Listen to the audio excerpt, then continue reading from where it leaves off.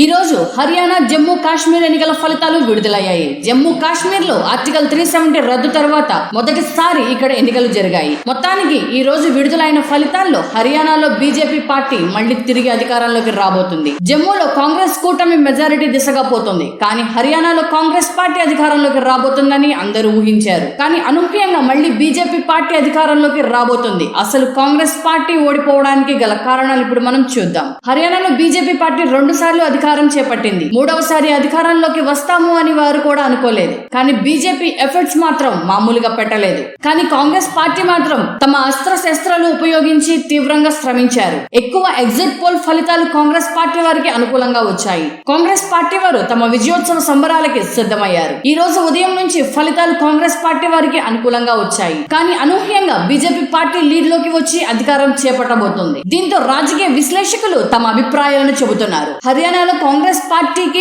Lead రాకపోవడానికి పలు కారణాలు ఉన్నాయి. వీటిలో కాంగ్రెస్ మేనిఫెస్టో అని చెప్పవచ్చు. కర్ణాటకలో 5 గ్యారంటీలు, తెలంగాణలో 6 గ్యారంటీలతో అధికారం చేపట్టిన కాంగ్రెస్ పార్టీ హర్యానాలో మాత్రం 7 గ్యారంటీలతో తమ మేనిఫెస్టో రూపొందుతుంది. వీటిలో ప్రధానంగా 2 లక్షల ఉద్యోగాలు, 300 యూనిట్ల ఉచిత కరెంటు ఈ విధంగా హామీలు ఇచ్చింది. దీనికి తోడు రైతులు కూడా కాంగ్రెస్ పార్టీ వారికి అనుకూలంగా ఉంటారు అని అనుకున్నారు. కానీ బీజేపీ పార్టీ వారు మాత్రం కాంగ్రెస్ పార్టీ వారు కర్ణాటక మరియు తెలంగాణలో ఏ విధంగా ఫెయిల్ అయ్యారో ప్రజల్లో తీసుకొని వెళ్లారు. ముఖ్యంగా తెలంగాణ కాంగ్రెస్ పార్టీ వారు చేపడుతున్న ప్రజా వ్యతిరేక పనుల గురించి వివరంగా చెప్పారు. దీంతో అక్కడి ఓటర్లలో మార్పు వచ్చింది అంటూ పలువురు విశ్లేషకులు చెబుతున్నారు.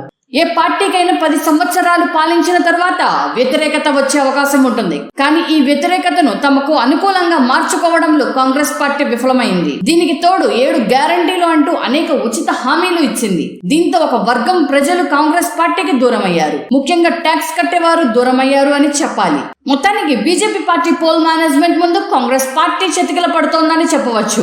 దీంతో ఎంతో ఆశలు పెట్టుకున్న హర్యానా రాష్ట్ర అధికారం కూడా వచ్చినట్టే వచ్చి మిస్ అవ్వడంతో కాంగ్రెస్ శ్రేణులు తీవ్ర నిరాశలో ఉన్నారు.